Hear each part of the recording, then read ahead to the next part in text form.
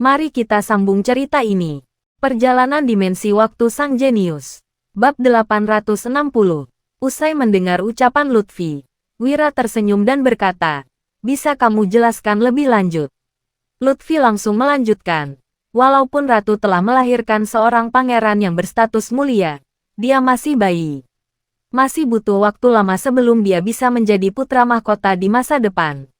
Lagi pula, hal ini belum bisa dipastikan. Siapa tahu, bayi ini akan mati muda.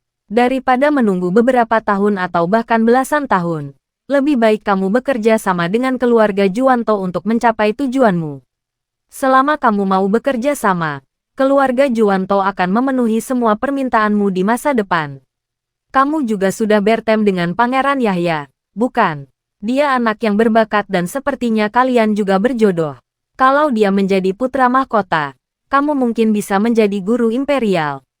Bukankah hal yang baik kalau kamu bisa menikmati kekayaan dan kemuliaan yang berkelanjutan? Tambah Lutfi. Harus diakui, perkataan Lutfi memang masuk akal. Jika dibandingkan dengan keluarga Barus, keluarga Juwanto memang lebih kuat. Daripada bayi pangeran keturunan keluarga Barus, Yahya memiliki kesempatan lebih besar untuk menjadi putra mahkota. Kata-katamu memang tepat. Tapi apa kamu tahu apa yang aku inginkan? Tanya Wira blak-blakan. Dinilai dari karakter keluarga Barus, mereka pasti bekerja sama denganmu karena tuntutanmu masih bisa mereka terima. Kutebak, itu antara lain kekayaan atau kekuasaan. Tapi kekuasaan ini pasti dalam batas yang wajar, bukan? Tebak Lutfi. Jika Wira membantu keluarga Barus dan akhirnya malah mengincar kekuasaan tertinggi, keluarga Barus tidak mungkin setuju. Jadi, tuntutan Wira pasti hanya seputar uang dan kekuatan untuk melindungi diri. Tidak lebih dari itu. Tebakanmu benar. Yang aku inginkan cuma kekayaan dan kehidupan yang stabil. Aku nggak tertarik menjadi penguasa dan semacamnya. Jawab Wira dengan jujur. Mendengar itu, Lutfi sontak tersenyum dan berkata, kalau hanya begitu, keluarga Juwanto juga bisa menyanggupinya. Wira memandang Lutfi, lalu berkata sambil tersenyum, Tuan Lutfi, aku akui tawaranmu sangat menggiurkan, tapi tindakan keluarga Juwanto sudah keterlaluan. Lutfi tertegun sejenak, tidak begitu mengerti maksud Wira. Keterlaluan, apa maksudmu? Tanyanya. Wira berkata dengan tenang, seharusnya aku nggak perlu menjelaskan terlalu banyak tentang perbuatan keluarga Juwanto padaku, kan? Setelah masalah sampai pada titik ini, kalian baru berusaha merekrutku. Apa kalian nggak merasa ini sedikit terlambat? Sejak Wira resmi dikirim sebagai duta ke kerajaan Monoma, dia telah mengalami percobaan pembunuhan dan dipersulit dalam berbisnis. Setelah melakukan semua ini, keluarga Juwanto baru kepikiran untuk merekrutnya. Wira sangat membenci metode seperti ini. Ini bukan lagi tawaran yang agresif, tetapi pemaksaan. Setelah mencoba membunuh dan menghalangi bisnis Wira, sekarang mereka ingin merekrutnya. Metode ini mungkin efektif jika dilancarkan pada orang lain. Namun, itu tidak berlaku pada Wira. Bahkan, dia merasa jijik. Wira paling benci saat ada yang menggunakan kekuasaan untuk mengintimidasinya dan memaksanya tunduk. Dia tidak menyukai cara kerja keluarga Juwanto. Lantas mana mungkin dia bisa bekerja sama dengan mereka? Tuan Wahyudi sedang membicarakan percobaan pembunuhan dan masalah penjualan gelas kristal yang dihalang-halangi. Ya, tebak Lutfi sambil tertawa. Ya, sahut Wira sambil mengangguk. Lutfi berkata, aku rasa ini bukan sesuatu yang nggak bisa diperbaiki. Selain itu, semua ini dilakukan agar Tuan Wahyudi memahami satu hal, yakni keluarga Juwanto sangat kuat. Kalau kamu bekerja sama dengan keluarga Juwanto, masa depanmu cerah. Sebaliknya, kalau kamu memusuhi keluarga Juwanto, biarpun dilindungi keluarga Barus, kamu tetap akan kesulitan. Wira paling benci mendengar ucapan macam ini. Kamu sedang mengancamku, ujarnya sambil menyipitkan mata. Nada bicaranya mulai terdengar dingin. Ini bukan ancaman. Tapi kalau Tuan Wahyudi menganggapnya begitu juga nggak apa-apa, sahut Lutfi. Bab 861. Lutfi menatap Wira lekat-lekat saat berkata demikian. Hebat, cara kerja keluarga Juwanto boleh juga. Menawarkan imbalan setelah memberikan ancaman. Metode ini cukup blak-blakan. ujar Wira sambil memicingkan matanya. Dia menggelengkan kepalanya seraya tersenyum. Apa jawaban Tuan Wahyudi? Tanya Lutfi lagi. Wira berkata, kembalilah dan katakan pada tuanmu. Aku nggak tertarik bekerja sama dengan keluarga Juwanto. Fondasi suatu aliansi adalah saling menghormati. Aku ngeri pada kekuatan keluarga Juwanto yang terlalu besar. Sulit dibayangkan apa jadinya kalau kalian balik memusuhiku setelah kerjasama berakhir. Wira berkata apa adanya. Jika keluarga Juwanto mendiskusikan masalah ini sejak awal, dia mungkin akan mempertimbangkannya. Namun, sekarang Wira bahkan tidak akan memedulikannya. Lutfi menatap Wira lekat-lekat. Kemudian, dia perlahan berdiri dan berkata, aku mengerti. Karena Tuan Wahyudi begitu keras kepala, kita lupakan saja pembicaraan tadi. Ingatlah untuk berhati-hati di dunia yang penuh bahaya ini. Selamat tinggal. Usai berkata begitu, Lutfi segera pergi. Baik Wira maupun Lutfi sama sekali tidak bertele-tele. Tiap pertanyaan langsung dibalas jawaban. Lantaran tidak mendapatkan jawaban yang diinginkan, tidak ada gunanya mereka berlama-lama. Wira tidak peduli. Bagaimanapun, pilihannya dalam masalah ini adalah langkah mati. Dengan memihak yang satu, berarti menyinggung yang lain. Jika keluarga Barus dan keluarga Juwanto dibandingkan, keluarga Juwanto tentu saja lebih unggul. Bagaimanapun, setelah Raja Bakir mangkat, Yahya kemungkinan besar akan naik tahta. Sementara itu, kondisi keluarga Barus tidak begitu optimis. Setelah Raja Bakir mangkat, bayi itu tidak mungkin menjadi raja. Namun, hal semacam ini juga perlu dilihat dari kedua sisi. Sayang, panggil Wulan. Saat ini, Wulan, Dian, dan Dewina keluar dari balik tirai. Waktu Lutfi datang ke sini, ketiga wanita itu bersembunyi di balik tirai dan mendengar semua pembicaraan tadi dengan jelas. Kalian sudah dengar, kan? Gimana pandangan kalian? Tanya Wira sambil memandang ketiga wanita yang dicintainya. Wulan berpikir sejenak, lalu berkata, keluarga Juwanto nggak mudah dihadapi. Sepertinya kamu akan dalam bahaya. Kemudian, Dewina juga berkata, kalau dilihat dari situasi saat ini, memihak keluarga Juwanto tentu saja adalah pilihan terbaik dan teraman. Dian justru menggeleng dan berkata, biarpun keluarga Juwanto lebih unggul, dengan cara kerja seperti itu, mereka bisa saja berkhianat di masa depan. Pendapat ketiga wanita itu membuat Wira tersenyum. Wulan menunjukkan kekhawatirannya atas keselamatan Wira. Dewina berasal dari keluarga kerajaan Agrel, jadi dia lebih kritis dalam menganalisis keuntungan dan kerugian. Ucapannya juga sangat akurat. Sementara itu, Dian adalah seorang pebisnis yang berkemauan keras dan pantang menyerah. Jika bukan begitu, dia tidak mungkin meninggalkan keluarga Wibowo. Wira berkata, kalian benar, situasi ini memang berbahaya. Pilihan paling mudah adalah bekerja sama dengan keluarga Juwanto. Tapi kita harus menghadapi kemungkinan mereka berkhianat di masa depan. Lagian, orang yang langsung menggunakan metode intimidasi untuk mendapatkan sesuatu nggak cocok dijadikan partner.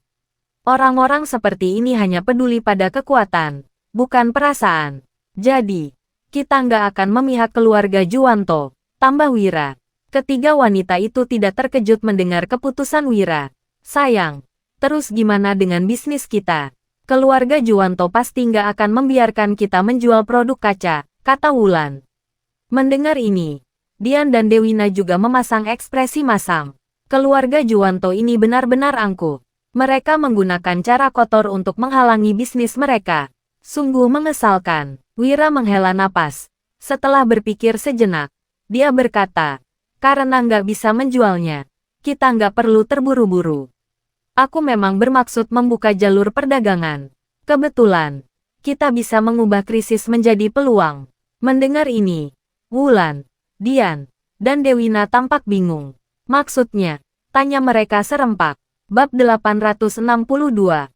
Wira terkekeh-kekeh sejenak sebelum berkata, karena kita sedang membicarakan topik ini, biar ku jelaskan pada kalian cara berbisnis.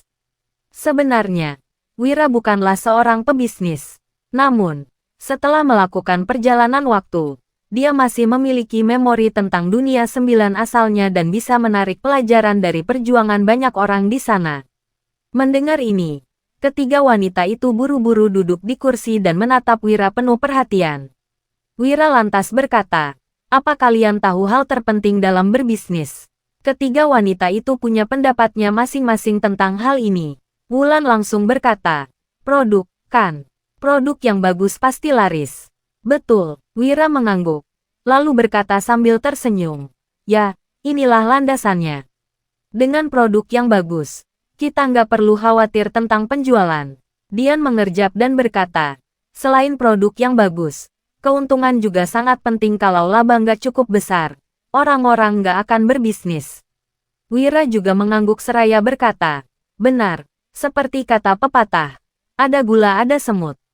Kalau nggak ada untung, siapa yang mau repot-repot berbisnis?" Dewina menimpali, "Selain hal-hal itu, kurasa yang cukup penting adalah mendapat hasil yang cepat." Mendengar ini, Wira juga mengangguk seraya berkata, "Nggak salah.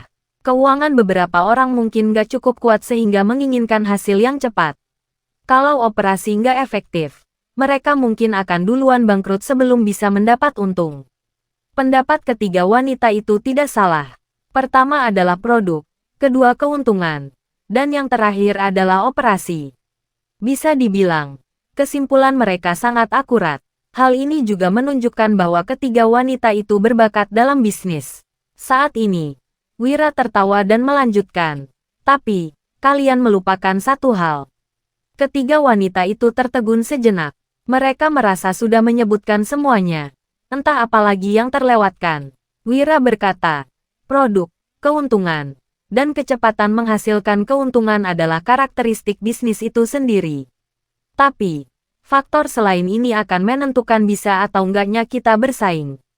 Pedagang biasa hanya menjual produk, tapi beberapa pedagang yang lebih baik menjual reputasi baik atau bahkan jasa. Kalian mungkin nggak mengerti maksudku. Jadi biar ku beri sebuah contoh. Misalnya, beberapa orang kaya mampu membeli gula kristal kita. Tapi gimana dengan gelas kristal? Banyak orang nggak sanggup membelinya. Jadi, salah satu faktor terpenting dalam berbisnis adalah penempatan posisi. Lantas, di mana posisi kita? Tambah Wira. Wira menjelaskan panjang lebar untuk memperluas wawasan dan pemikiran mereka. Bagaimanapun, ini semua adalah pemikiran modern yang dirangkum oleh banyak orang. Setelah mendengar kata-kata Wira, ketiga wanita itu tercengang dan pada saat yang sama mereka mulai memikirkannya. Posisi mereka, apakah mereka menjual produk, kualitas, atau jasa. Namun, mereka menjual segalanya. Entah itu gula kristal murah, gelas kristal mahal, atau barang lainnya. Jenisnya sangat banyak sehingga mereka sulit menentukan penempatan posisi mereka. Bab 863. Melihat ketiga wanita itu terdiam, Wira pun berkata, "Sebenarnya, posisi kita bukanlah sebagai pihak penjual." Wulan dan Dewina tertegun sejenak. Bagaimanapun kedua wanita itu belum lama terjun di dunia bisnis. Sebaliknya, Dian langsung paham. "Tuan, maksudmu, kita akan bertindak sebagai produsen?" tanya Dian. Wira segera mengangguk dan berkata, "Ya, posisi kita adalah penyuplai produk dari sumbernya." Mendengar itu, Dian sontak mengernyit dan berkata, "Tuan, tapi kalau membiarkan orang lain menjual produk bagus kita dan mendapat keuntungan darinya, uang yang kita dapat jadi lebih sedikit, kan?" Wira tentu juga mengetahui hal itu. Namun, dia tetap tersenyum dan berkata, "Itu benar, tapi ada begitu banyak kota di kerajaan Nuala ini. Kalau kita bersusah payah menjual sendiri, mana bisa kita mengembangkan bisnis ke banyak kota? Lebih baik biarkan orang lain yang menjualnya, biar mereka yang mengeluarkan tenaga. Selain itu, kalau kita menjual sendiri, berapa banyak tenaga kerja yang perlu kita pekerjakan? Setidaknya butuh satu orang terpercaya yang harus dipekerjakan di setiap tempat, bukan? Itu terlalu merepotkan," tambah Wira. Ketiga wanita itu terkejut mendengarnya. Ternyata Wira ingin mengembangkan bisnisnya ke seluruh wilayah kerajaan Nuala. Jika demikian, mereka memang tidak bisa menjual produk sendiri. Dengan terlalu banyak pekerja, kontrol akan sulit dilakukan. Kita akan berperan sebagai penyuplai dan para pedagang akan datang untuk membeli stok, lalu menjualnya sendiri. Dengan begitu, produk kita akan cepat terjual. Sementara mereka juga senang karena mendapat untung, ujar Wira lagi. Dian berkata, tapi sepertinya itu bakal sulit. Jarak antara Provinsi Lowala dan Provinsi Artana sangat jauh. Takutnya mereka nggak bersedia melakukan perjalanan untuk membeli. Perjalanan jauh akan mendatangkan risiko. Bisa gawat jika mereka diadang bandit atau semacamnya. Wira mengangguk, lalu meneruskan. Ini poin penting yang juga ingin ku sampaikan. Rencananya, kita akan mengirimkan produk langsung ke tangan pedagang. Dengan begini, mereka dapat menghasilkan uang tanpa perlu melakukan perjalanan jauh mengambil stok. Nggak mungkin mereka nggak tertarik.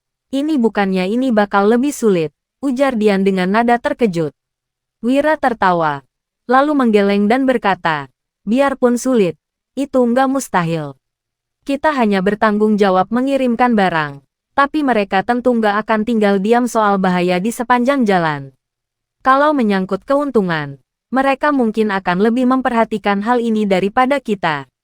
Terlebih lagi, uang akan membuka jalan. Bandit sekalipun ingin menjalankan bisnis. Kalau mereka merampok kita, mereka hanya untung sekali itu saja. Belum lagi amarah publik yang bakal terpancing. Mereka nggak akan bisa bertahan lama kalau merugikan kepentingan orang lain. Tapi, ada satu keuntungan dari situasi ini. Setelah memikirkannya sejenak, Wulan berkata, kita bisa bekerja sama dengan para bandit di sepanjang jalan. Lalu mungkin mereka bisa membantu kita di masa depan. Wira menatap Wulan penuh apresiasi. Benar, ini adalah salah satu alasan dirinya ingin menjalin aliansi bisnis. Jalur perdagangan ke Provinsi Jawali di sisi selatan telah dibuka, tetapi jalur perdagangan ke Provinsi Suntra di sisi utara belum. Kali ini, yang harus dia lakukan adalah memantapkan langkah awal. Kita akan berteman dengan orang-orang ini. Mereka akan mendapatkan uang, sementara kita mendapatkan sekutu. Kedua belah pihak sama-sama senang. Selain itu, masih ada keluarga Barus yang membantu kita. Jadi seharusnya nggak terlalu sulit untuk mewujudkannya. Tentu saja, ini baru rencana.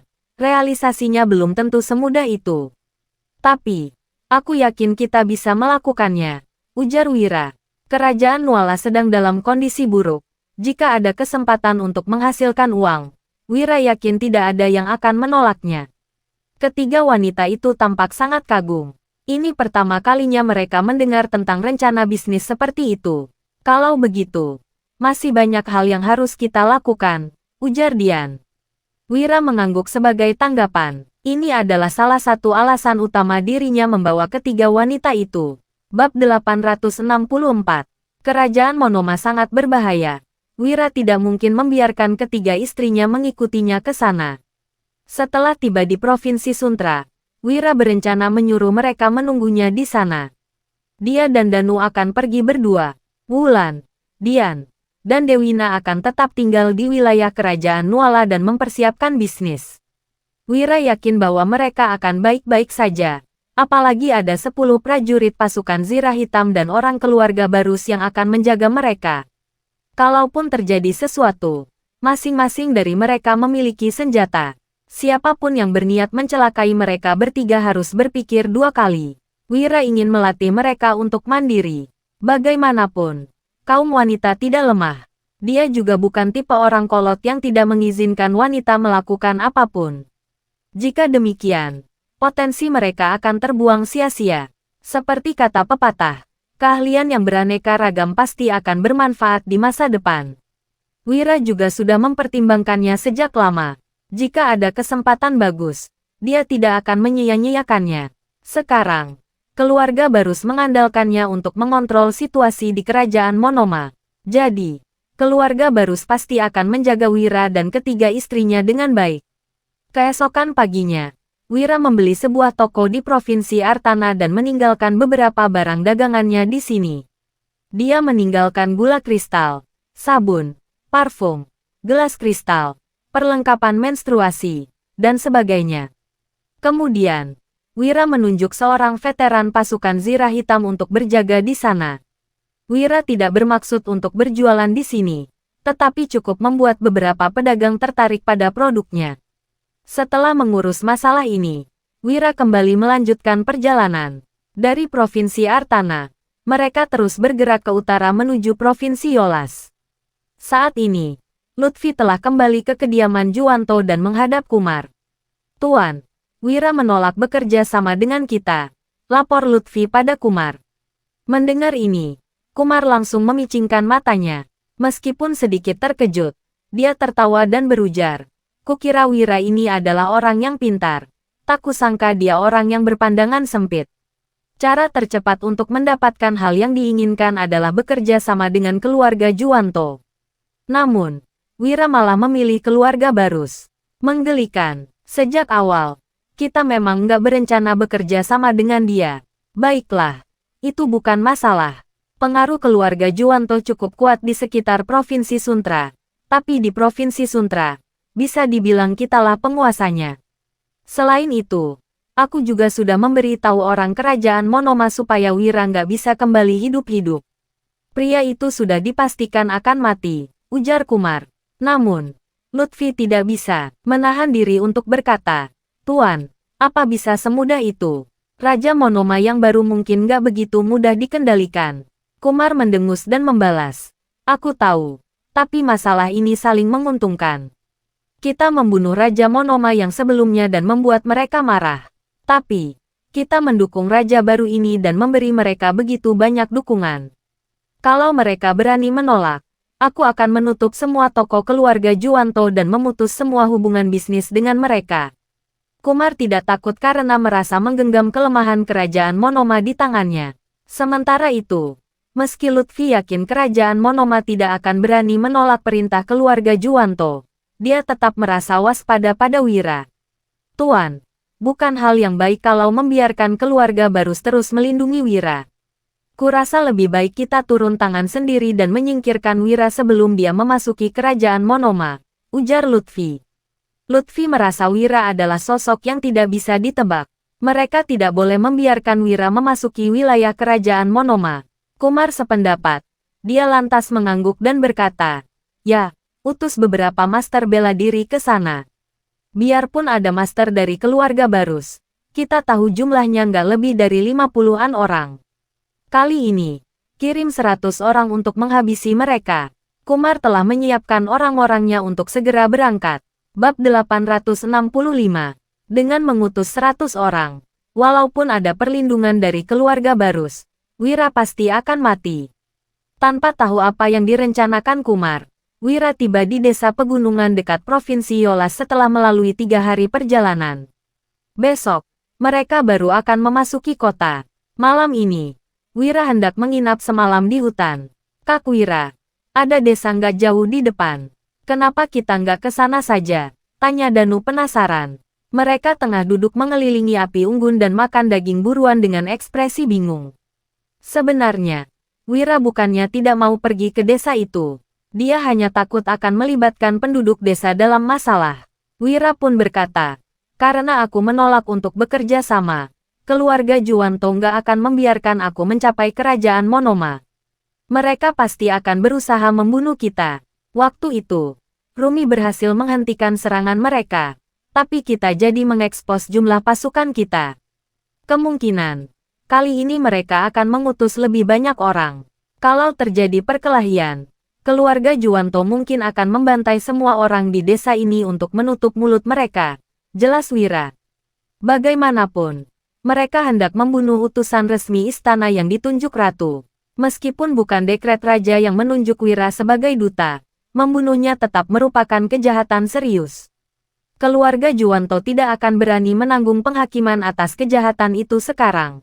Menurut Wira, orang-orang itu pasti akan bertindak malam ini. Rumi menyipitkan matanya, lalu menarik napas dalam-dalam dan berkata, "Keluarga Juwanto nggak akan melepas kita. Tapi jangan khawatir, Tuan Wahyudi. Aku akan melindungimu walau harus mempertaruhkan nyawa." Wira menggeleng dan segera berkata, "Rumi, kamu orang yang setia. Sangat disayangkan kalau kamu mati di sini. Beritahu rekan-rekanmu agar mereka nggak perlu mati-matian melawan. Orang yang diinginkan lawan itu aku. Kalian hanya perlu mengadang mereka. Berapa banyak pun yang lolos ke hadapan kami akan kami tangani sendiri." Rumi tercengang mendengar ucapan penuh percaya diri Wira. Dia tahu bahwa para veteran yang melindungi Wira sangat kuat. Namun, jika ada puluhan orang yang datang menyerang, mereka pun sulit bertahan. Melihat Wira tidak menjelaskan lebih jauh, Rumi pun mengangguk. Dia mengeluarkan seruling dan mulai memainkannya. Suara unik yang dihasilkan segera mendapat respons. Wira masih sedikit terkejut dengan teknik Rumi ini. Rumi, teknikmu ini boleh juga. Sepertinya kamu latihan cukup lama sebelum bisa mencapai hasil yang efektif. Ya, tanya Wira. Dia cukup terkesan dengan metode Rumi. Rumi mengangguk dan menjawab. Aku belajar dari kecil. Metode ini bisa digunakan untuk komunikasi sederhana. Wira tersenyum. Sepertinya dia juga harus memikirkan metode untuk berkomunikasi seperti ini. Masih ada banyak hal yang merepotkan dalam berkomunikasi menggunakan merpati pos. Saat mereka tengah makan mengelilingi api unggun, tiba-tiba terdengar bunyi seruling. Ekspresi Rumi berubah serius. Lalu dia segera berkata, Tuan Wahyudi, tebakanmu tepat sekali. Ada 100 orang kuat yang dikirim ke sini. Wira mengangguk seraya berkata, minta rekan-rekanmu untuk nggak melawan. Hentikan saja sebanyak yang mereka bisa. Lalu biarkan sisanya lewat. Rumi sedikit terkejut.